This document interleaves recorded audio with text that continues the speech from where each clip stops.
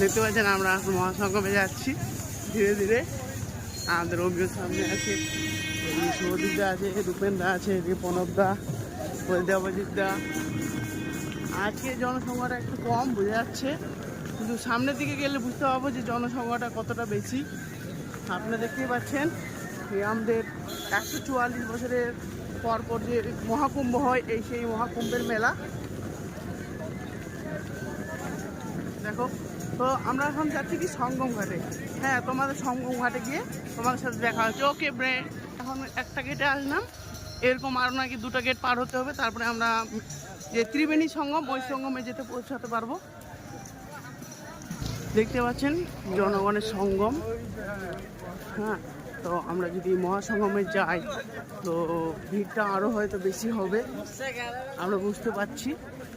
ধীরে ধীরে আমরা এগোচ্ছি, হ্যাঁ, মহাসঙ্গমের দিকে, যেখানে মেন ত্রিবেণী সঙ্গম যেটাকে বলে, ওই সঙ্গমের দিকে। হ্যাঁ, আমরা এখানে ভাবছিলাম প্রথমে যে বাঙালি নাই, কিন্তু এখানে বাঙালির সমাহার। যেখানেই তাকায় সেখানেই বাঙালি, সেখানেই বাংলা আওয়াজ, বাংলার ভাষা।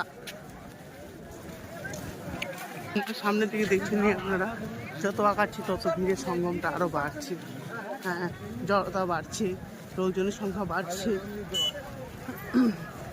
দেখেন লোকজনের কত কত ভিড়, কত লোকজন। দেখুন একবার ভিউটা দেখেন কত সুন্দর। ভাবছিলাম কালকে ট্রেন থেকে ঘুরে চলে যাব, কিন্তু দেখেন ভিড়টা দেখুন এখন কত সুন্দর ভিড়। এই ভিড়ের মধ্যে দিয়ে আমরা 6 জন হেঁটে যাচ্ছি, 4 জন দাদা আর আমরা 2 জন বন্ধু।